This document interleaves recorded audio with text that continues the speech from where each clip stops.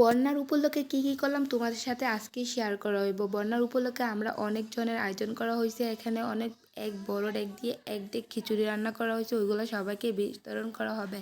Hello, আসসালামু আলাইকুম everyone, সবাই কেমন আছেন? আলহামদুলিল্লাহ আমরা অনেক ভালো আছি।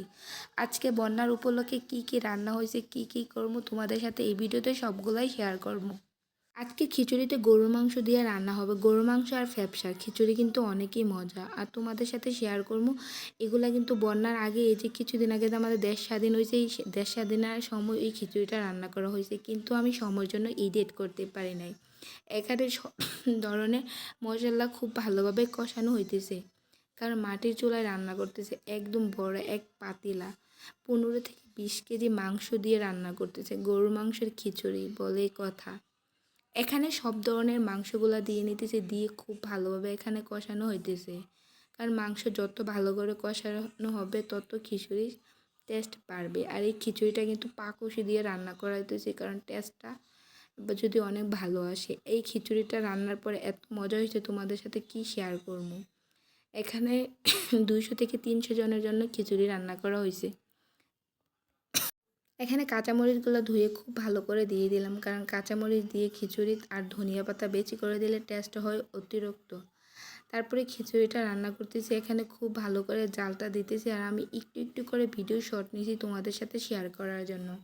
এখানে মাংসটা কিন্তু কষানো হয়ে গেছে, আর মাংসটা এভাবে কষানো যদি রান্না করে খিচুড়ি, তাইলে কিন্তু অনেক মজা হয়। এখানে মাংসটা রান্না হলে খিচুড়িটার মাংসটা নামিয়ে রাখবে, তারপর ওই পাতিলে খিচুড়িটা বসানো হবে।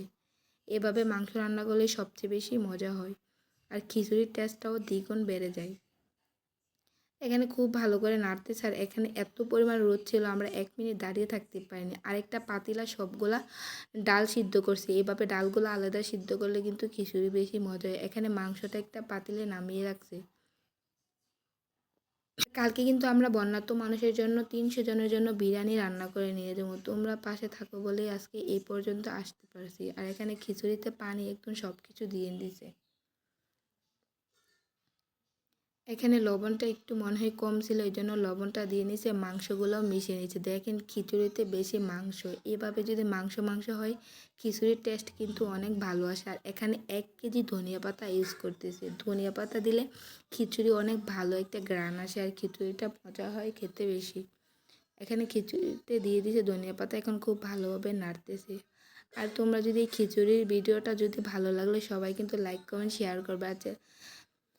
আর সবাই আমার ফেসবুকে ফলো দেবে, আর ভালো লাগলে অবশ্যই কমেন্ট করবে। আর তোমাদের ভালোবাসা পাইলে আমাদের ভিডিও করার আকর্ষণটা কিন্তু অনেক বেশি বেড়ে যায়। ভিডিওটা এই পর্যন্ত। আল্লাহ হাফেজ, সবাই ভালো থাকবে।